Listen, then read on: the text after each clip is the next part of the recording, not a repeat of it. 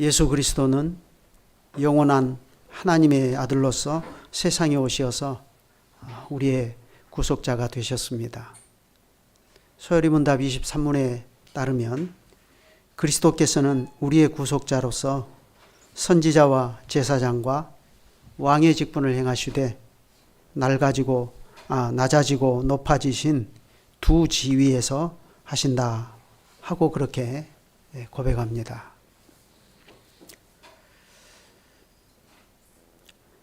난리와 난리의 소문이 끊이지 않고 또 우리 개인적으로도 다사다난한 일들이 쉴 새 없이 발생하고 있습니다. 그럴지라도 한 가지 변함없는 사실은 여전히 그리스도께서는 우리의 구속자로서 그분은 지금도 우리를 위해서 선지자와 제사장과 왕의 직분을 행하고 계시다는 사실입니다. 우리는 그러한 그리스도의 다스림 아래에서 살아가고 있습니다. 어떤 사람들에게는 이게 도무지 믿어지지 않을 것입니다. 그러나 그리스도께서 영원한 하나님의 아들로서 이 땅에 오셔서 자기 백성을 위하여 고난을 당하시고 십자가를 지기까지 낮아지심으로 이 땅의 인생들을 불쌍히 여기시고 지극히 사랑하시는 하나님의 사랑과 그 구원의 길을 나타내셨다 하는 이 사실은 이 땅의 성도들과 예수의 증인들이 그들의 피로써 증거한 역사적인 사실입니다.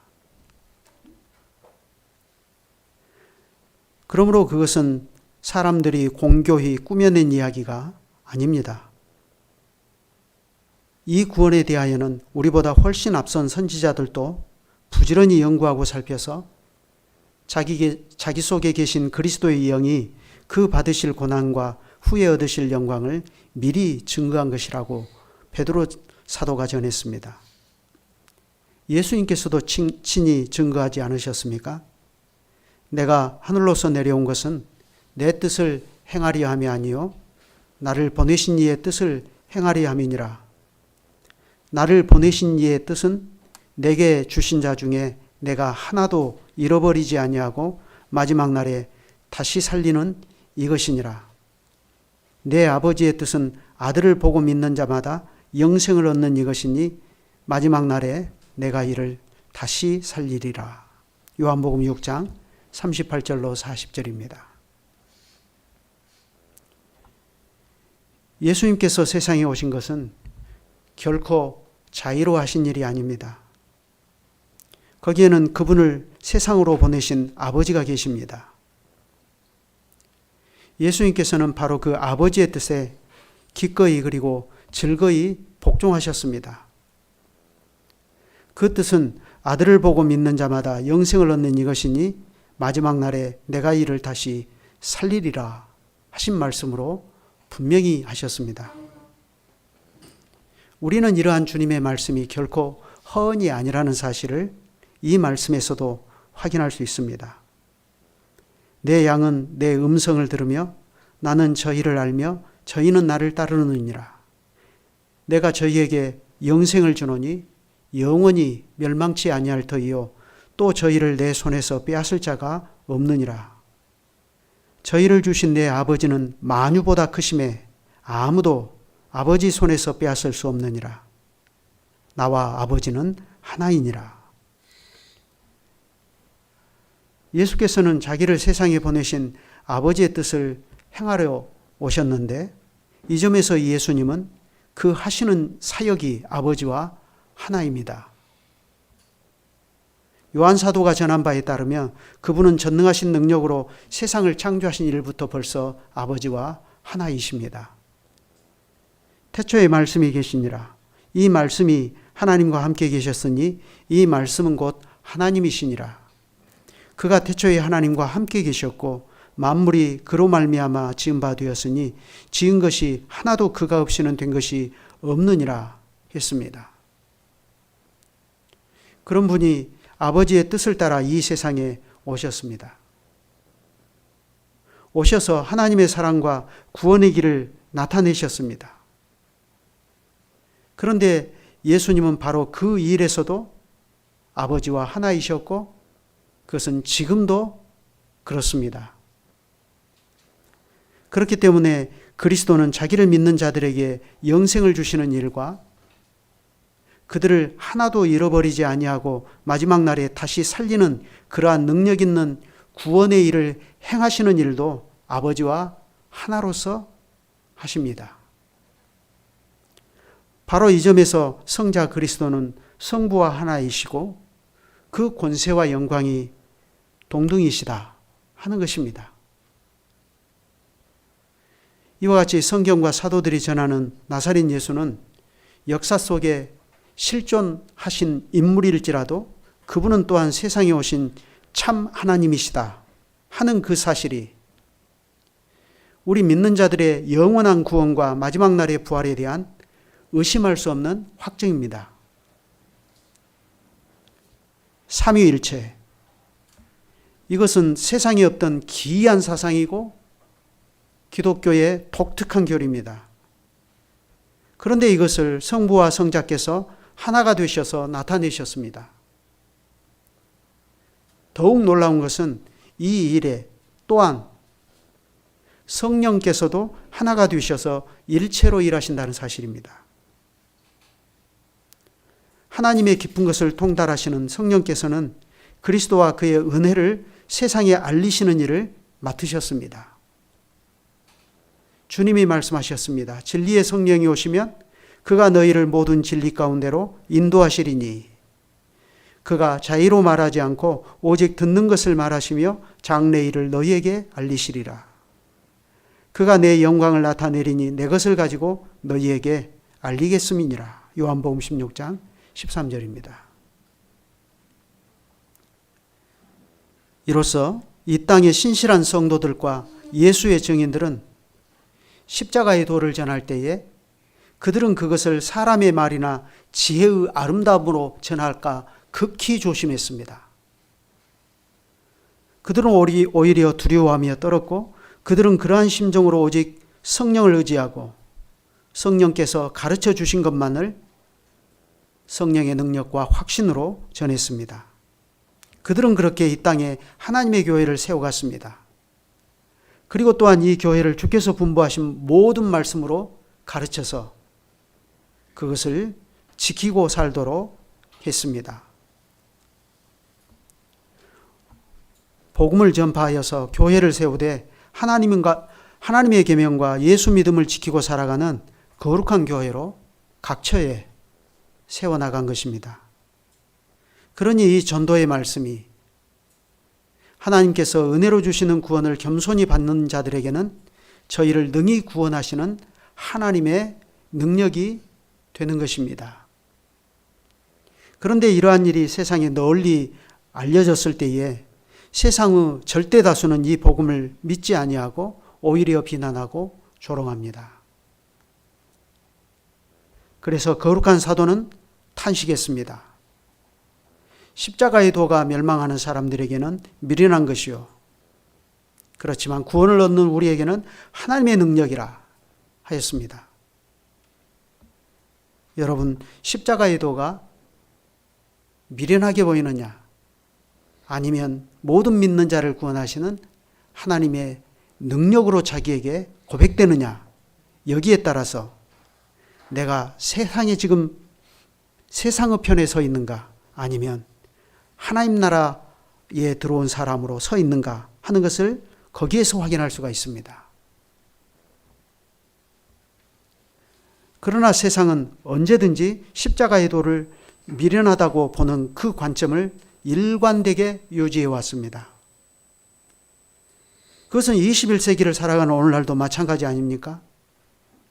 세상은 그때나 지금이나 똑같이 복음을 받지 않으므로 여전히 하나님께서 경고하신 심판과 저주와 멸망의 길 가운데 있습니다. 그런데 바로 그러한 세상에서 사도 바울은 우리 믿는 자들이 하나님의 백성으로서 어떠한 믿음과 소망과 사랑을 가지고 살아야 하는지 오늘 우리가 읽은 고린도후서 5장 1절부터 잘 가르치고 있습니다. 고린도후서 5장 1절부터 4절을 같이 한번 읽어보겠습니다. 만일 땅에 있는 우리의 장막집이 무너지면 하나님께서 지으신 집, 곧 손으로 지은 것이 아니요 하늘에 있는 영원한 집이 우리에게 있는 줄 아느니라. 참으로 우리가 여기 있어 탄식하며 하늘로부터 오는 우리 처소로 덧입기를 간절히 사모하노니 이렇게 입음은 우리가 벗은 자들로 발견되지 않으려 함이라. 참으로 이 장막에 있는 우리가 짐진 것 같이 탄식하는 것은 벗고자 함이 아니요 오히려 덧입고자 함이니 죽을 것이 생명에 삼킨 바 되게 하려 함이라. 여러분, 이것은 사도가 냉정한 이성으로 하는 말이 아닙니다. 사도는 이것을 자기의 체험으로서 전하고 있습니다. 바로 앞에 고린도후서 4장과 비교해 보면 잘 알 수 있지 않습니까? 거룩한 사도는 하나님께서 자기 백성을 위하여 영원한 집을 마련해 주실 것을 믿는 소망으로 인해서 질그릇 같은 몸으로 영광의 복음을 전하는 삶을 기꺼이 감당하며 살았습니다. 그러나 그것이 말처럼 간단한 일이 아니었지 않습니까?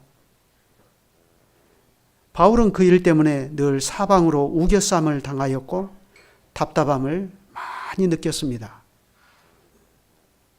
그럴지라도 낙심하지 않았습니다. 핍박을 받아도 버림받지 아니하며 거꾸로 뜨림을 당하여도 망하지 아니한다는 것을 그는 온전히 신뢰하였기 때문입니다. 사도는 이러한 자기의 체험을 말하면서 바로 이것이 현재 우리 모든 신자가 처하여 있는 상태다 하는 것을 이야기했습니다. 고린도후서 4장 6절을 보십시다. 어두운 데서 빛이 비치리라 하시던 그 하나님께서 예수 그리스도의 얼굴에 있는 하나님의 영광을 아는 빛을 우리 마음에 비추셨느니라. 예수 그리스도는 하나님의 형상으로서 세상에 대한 하나님의 사랑과 구원의 길을 보이시는 세상의 빛이십니다. 그러니 누구라도 겸손히 믿는 마음으로 보면 과연 어두운 데서 빛이 비치리라 하시던 그 하나님께서 예수 그리스도의 얼굴에 있는 하나님의 영광을 아는 빛을 우리 마음에 비추셨구나 하는 것을 깨닫게 되고 주께 감사하게 됩니다. 그런데 이 동일한 빛이, 이 강력한 이 빛이 망하는 자들에게는 가려져 있습니다. 이 세상 신이 믿지 아니하는 자들의 마음을 혼미케 하여 그리스도의 영광의 복음의 광채가 비치지 못하게 하는 까닭입니다. 그러니 그들에게는 십자가의 도가 아무리 설명을 해도 알 수 없는 수수께끼입니다. 미련하게 볼 뿐입니다. 왜 저런 것을 믿지? 저 사람들 정신 나갔나? 세상이 평화로울 때는 설령 자기 곁에 시실하게 예수 믿는다는 사람이 있어도 별로 신경 쓰지 않아요. 그런데 세상이 갑자기 변란을 겪거나 그래서 도대체 신이 있는 것인가 하는 거대한 의심이 세상 전체를 휘감고 있을 때 때로는 신자도 예기치 못한 재앙을 만나기도 하는데 그런 것들을 보면 당장 거봐라. 하나님이 어디 있나? 예수 믿는다고 병 안 걸리나? 예수 믿으니까 세상이 병고를 겪을 때 예수 믿는 신자들은 다 피해가나 하면서 조롱합니다. 비난이 쏟아집니다.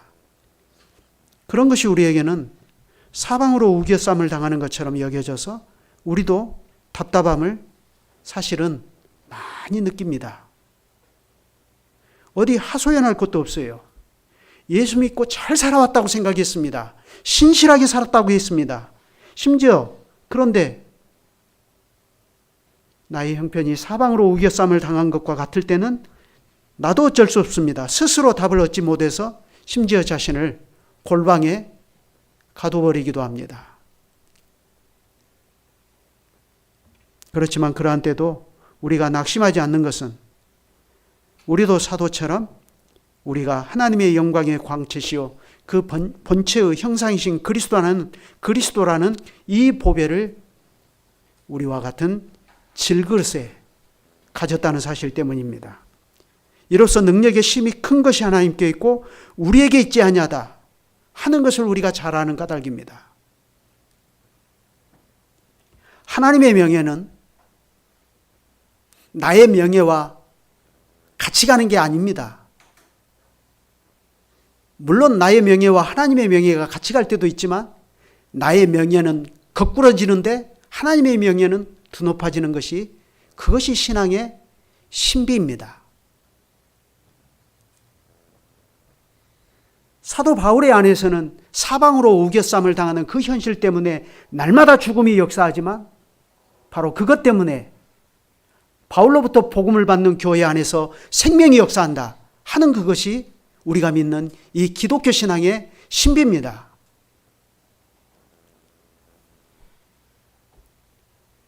그런 것을 누구보다도 잘 아는 까닭에 거룩한 사도는 자기 일생 동안 이방인의 사도로서 주께서 불러 세우신 뜻을 충실히 이루고 살았습니다. 어떤 형편에서요? 날로 후패해져가는 연약한 몸 가운데서. 당시는 지금처럼 교통이 발달한 시대가 아닙니다. 배를 타고 다니거나 먼 거리를 걸어서 산길을 이동하느라 얼마나 지치고 힘들었을까요? 실제로 사도는 많은 배고픔과 추위와 강도의 위험과 이런 것들을 겪었다고 말하지 않습니까? 때로는 독한 감기에 걸리고 중병에 걸려서 고생도 많이 했을 것입니다. 그렇지만 그러한 몸으로도 사도는 하나님을 굳게 의지하고 맡기신 사명을 이루며 살아갔습니다.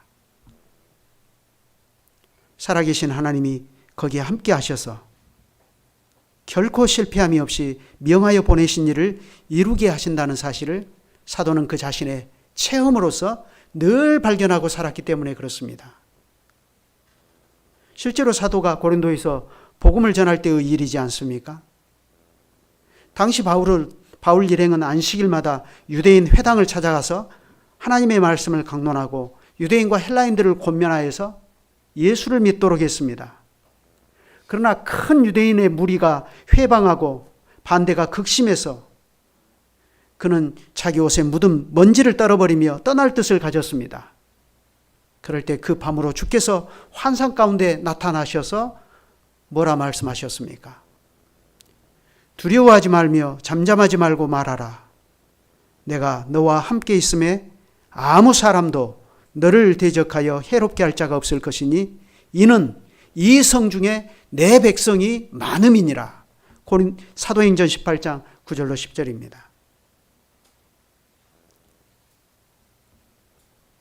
하나님의 백성인 우리들이 공경에 처했음에도 불구하고 하나님의 침묵이 예상외로 길어질 때 때로 그분은 과연 계시기나 한 것이냐, 하나님은 정말로 생존하시는 분이시냐 하는 의문이 생기기도 합니다. 그렇지만 하나님께서는 그러한 때에도 그분이 우리가 당한 현실을 모르지 아니하십니다. 무엇보다도 그분은 우리가 그러한 형편에서도 하나님의 계명과 예수 믿음을 지키고 나가기 위한 믿음의 싸움을 싸워 나가는 거기에 친히 함께 하십니다. 함께 하셔서 우리로 그러한 일을 결코 실패가 없도록 우리를 붙들어 주시는 것입니다. 사도 바울을 붙드신 것처럼. 그러니 우리 믿는 자들은 그러한 데에서 하나님의 능력이 더욱 빛난다는 것을 깨닫고 기뻐하게 됩니다. 그렇기 때문에 우리는 그러한 기쁨 중에서 우리도 사도처럼 이렇게 고백할 수 있습니다. 이번에는 고린도후서 4장 16절 이하입니다. 같이 한번 읽죠. 그러므로 우리가 낙심하지 아니하노니 우리의 겉사람은 낡아지나 우리의 속사람은 날로 새로워지도다. 우리가 잠시 받는 환난에 경한 것이 지극히 크고 영원한 영광에 중한 것을 우리에게 이루게 함이니 우리가 주목하는 것은 보이는 것이 아니요 보이지 않는 것이니 보이는 것은 잠깐이요 보이지 않는 것은 영원함이라. 그러고 나서 거룩한 사도는 우리가 이같이 영원한 생명과 부활의 소망을 가지고 산다는 것이 우리 믿는 자들에게 얼마나 큰 은혜이고 특권인지를 이러한 고백으로 말하고 있습니다. 이어지는 고린도 후서 5장 1절부터 아까 읽었죠. 만일 땅에 있는 우리의 장막집이 무너지면 하나님께서 지으신 집 곧 손으로 지은 것이 아니요 하늘에 있는 영원한 집이 우리에게 있는 줄 아느니라. 참으로 우리가 여기서 탄식하며 하늘로부터 오는 우리 처소로 덧입기를 간절히 사모하노라. 이렇게 입음은 우리가 벗은 자들로 발견되지 않으리 함이라. 참으로 이 장막에 있는 우리가 짐진 것 같이 탄식하는 것은 벗고자 함이 아니요 오히려 덧입고자 함이니 죽을 것이 생명에 삼킨 바 되게 하리 함이라. 심히 연약하여서 세월이 쌓여갈수록 후피한 몸으로 사는 까닭에 우리는 때로는 중한 병에 걸리기도 하고 또 온갖 염려와 불안에 노출되기도 하고 죽음의 현실에서 두려워 떨기도 합니다. 그럼에도 불구하고 그러한 현실 가운데서도 날마다 우리가 이 고백으로 살 수 있다면 그것은 은혜이고 믿는 자의 특권입니다. 뿐만 아니라 동시에 그것은 우리가 과연 하나님의 구원을 얻었다는 증거이기도 합니다. 특별히 사도는 우리가 기다리는 몸의 부활을 이러한 말로 표현했습니다. 우리가 짐을 진 것 같이 탄식하는 것은 벗고자 함이 아니요 오직 덧입고자 함이니 죽을 것이 생명에게 삼킨 바 되게 하려 함이라. 우리 믿는 자들은 결코 세상과 삶의 의지 자체를 비관하는 염세주의자들이 아닙니다. 우리가 이 썩을 것을 벗고자 함은 덧입고자 함입니다. 그렇다면 무엇을 덧입는다는 말이겠습니까? 거기에 죽을 것이 생명에게 삼킨 바 되게 하려 함이라 하는 말로 우리가 덧입고자 하는 것이 무엇인지를 아주 강력하게 표현합니다. 몸의 부활을 그렇게 말하는 것입니다. 실제로 그렇지 않습니까? 우리는 죽음을 생명이 삼켜버리는 그러한 하나님의 최종적인 구원을 기다립니다. 여러분, 생명이 죽음을 삼켜버리면 어떻게 되죠? 더 이상 죽음의 그림자도 볼 수가 없게 됩니다. 생명이 죽음을 통째로 삼켜버렸기 때문입니다. 생명이 압도하는 세상이 되는 것입니다. 그래서 우리는 죽을 것이 생명에게 삼킨 바 되는 그 부활을 기다리며 그 믿음으로 오늘이라 하는 이 현재를 살아갑니다. 그런데 이 믿음으로 살아가는 오늘이라 하는 이 현재라는 것이 우리의 믿음을 우습게 보고 조롱하는 현재 아닙니까? 왜 그러냐면 우리가 믿고 소망하는 그것이 허황되어 보일 만큼 우리의 현실은 우리의 믿음과 거꾸로 가는 것처럼 보이는 까닭입니다. 그럴지라도 그것은 결코 근거 없는 믿음이 아닙니다. 하나님께서도 믿는 자에게 보내신 성령으로 말미암아 그 사실을 보증해 주신다고 그 다음 5절에서 말하지 않습니까? 곧 이것을 이루게 하시고 보증으로 성령을 우리에게 주신 이는 하나님이시니라. 그러니 그때에는 모든 면에서 우리가 그리스도의 형상을 입을 것입니다. 하나님께서는 우리를 공공연하게 하나님의 아들들로 만물 앞에 선포하시고 아들의 권세를 주셔서 아들과 함께 다스리게 하실 것입니다. 그날에는 지금 하나님 우편에서 다스리시는 그리스도의 권세와 영광이 온 땅에 충만하게 될 것입니다. 그리고 우리의 영광도 그리스도와 같아질 것입니다. 거기에는 의가 충만하여 죄악이 없고 아픈 것이나 죽는 것도 자취를 감출 것입니다. 하나님께서 자기의 자녀들을 위하여 준비하신 모든 것을 다 이루셔서 그 자녀들을 충만한 기쁨으로 기뻐하게 하실 것입니다. 그때까지. 그러면 그동안에는 이 땅 위에 하나님의 자녀들의 상태는 어떠한가 하는 것을 6절부터 10절까지 사도가 가르칩니다. 그러므로 우리가 항상 담대하여 몸으로 있을 때에는 주와 따로 있는 줄을 아노니 이는 우리가 믿음으로 행하고 보는 것으로 행하지 아니함이로라. 우리가 담대하여 원하는 바는 차라리 몸을 떠나 주와 함께 있는 그것이라. 그런즉 우리는 몸으로 있든지 떠나 있든지 주를 기쁘시게 하는 자가 되기를 힘쓰노라. 이는 우리가 다 반드시 그리스도의 심판대 앞에 나타나게 되어 각각 선악간에 그 몸으로 행한 것을 따라 받으려 함이라. 지금 우리는 주님의 영광을 가까이서 직접 뵙는 가까운 자리에 있지 않고 오직 그것을 믿음으로 소망 중에 바라보며 사는 것이라고 가르칩니다. 질그릇 같고 장막 같은 몸을 가지고 살지만 그러나 믿음으로 그것을 바라보며 산다는 것입니다. 왜 이렇게 하셨을까요?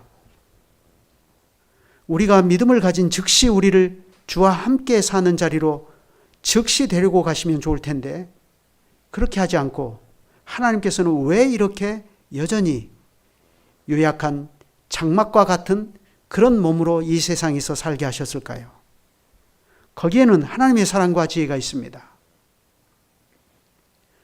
만일 우리가 아무런 저항도 없는 사회에서 믿고 살아간다면 그것이 참된 믿음인지 잘 모르는 법입니다. 이러한 믿음은 검증되지 못한 믿음입니다. 또한 믿고 거룩한 자녀로 살기 위해서는 당장 하나님의 나라가 완전한 하나님의 나라가 오기보다는 믿음으로 행하는 그 기간이 필요합니다. 그리스도께서 아버지의 뜻에 죽기까지 복종하신 그 일에서 교훈을 얻고 우리도 그리스도의 그러한 마음을 배워서 피차 사랑하며 그 믿음과 소망과 사랑을 따라서 거룩한 교회를 일체로 이루고 나가는 그것을 배워야 우리는 과연 하나님의 자녀라 일컬음을 받을 것입니다. 그러니 주님의 말씀하셨습니다. 아무든지 나를 따라오려거든 자기를 부인하고 자기 십자가를 지고 나를 좇을 것이니라. 하나님께서는 자기 백성을 구원하여 이와 같이 주님의 형상을 닮아 부지런히 주님을 따라가는 새 사람으로 만들려고 하셨습니다. 몸도 부활의 몸을 가지게 하시고 마음도 그리스도의 마음을 품도록 하신 것입니다. 때로는 역경이 닥쳐도 그것을 이기고 가는 데서 그리스도의 형상을 따르는 참 사랑과 거룩한 성품은 형성이 되고 증명이 될 것입니다. 그러한 뜻으로 하나님께서는 우리가 그리스도와 함께 영광을 받기 위하여 고난도 함께 받게 하셨습니다. 하나님을 대적하는 세상에서 우리는 그리스도 예수께 속한 자라는 자기 신분을 부끄러워하지 않고 다가오는 고난을 감수하면서 우리가 살든지 죽든지 주를 기쁘시게 하는 자로 살아서 우리의 믿음이 그러한 현실에서 연단을 받고 하나님 나라에 합당한 검증된 믿음으로 서나가게 하셨습니다. 그러니 이러한 하나님의 뜻을 누구보다 잘 깨달은 바울은 이렇게 고백하지 않습니까? 우리의 잠시 받는 환난에 경한 것이 지극히 크고 영원한 영광에 중한 것을 우리에게 이루게 하느니라. 사도는 로마서에서도 같은 말씀을 했습니다. 자녀이면 또한 후사, 곧 하나님의 후사요 그리스도와 함께한 후사니 생각건대 현재의 고난은 장차 우리에게 나타날 영광과 좋게 비교할 수 없도다. 그러니 이러한 것을 합당하게 받고 믿는 사람은 하나님의 이러한 뜻에 대하여 어떠한 말로 믿음을 고백하며 살까요? 사도가 가르쳤습니다. 내가 그리스도와 함께 십자가에 못 박혔나니 그런즉 이제는 내가 산 것이 아니요 오직 내 안에 그리스도께서 사신 것이라. 이제 내가 육체 가운데 사는 것은 나를 사랑하사 나를 위하여 자기 몸을 버리신 하나님의 아들을 믿는 믿음 안에서 사는 것이라. 사람은 누구나 자기 생각이 있고 자기 뜻이 있습니다. 그러나 우리 믿는 자들은 타락한 죄인에게 항상 있는 그러한 이기심까지도 부인하고 오직 그리스도께서 내 안에 사시는 그 삶을 더욱 즐거워합니다. 바로 이것이 이 말세의 시대를 하나님의 계명과 예수 믿음을 지키고 살아가는 신자의 삶입니다. 그것을 거룩한 사도는 고린도후서 5장 9절에서 이렇게 말합니다. 그런즉 우리는 거하든지 떠나든지 주를 기쁘시게 하는 자 되기를 바라노라. 오늘날 우리는 천지사방에서 들려오는 이 난리와 난리의 소문들, 국내외의 급변하는 정치 상황들, 더 나아가 심지어 우리 자신 안에서까지 발생하는 예기치 못한 일들로 인해서 밤잠을 설칠 만큼 두려움을 느낍니다. 그러나 하나님의 자녀인 우리는 천지가 무너져도 우리는 하나님의 손 안에서 안전하다 하는 것에는 변함이 없다는 것을 확신할 수 있습니다. 그러니 우리 하나님의 백성은 어떠한 경우에도 십자가의 도에서 하나님의 구원의 손길을 발견하고 그 은혜를 감사히 믿음으로 받고 하나님의 나라에 적응한 새 사람답게 오늘이라 하는 이 현재를 충성된 하나님의 백성으로 살아가기를 힘씁니다. 그러다가 세상 마지막 심판 날에도 그리스도가 은혜의 방패로 우리를 보호해 주심을 인정하며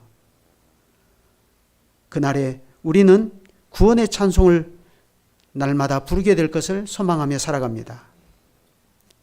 그 찬송이 마지막 날에 우리 믿는 자들이 영원히 입게 될 찬송의 옷이 될 것입니다.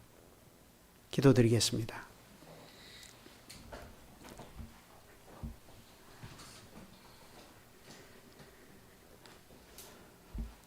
거룩하신 주님,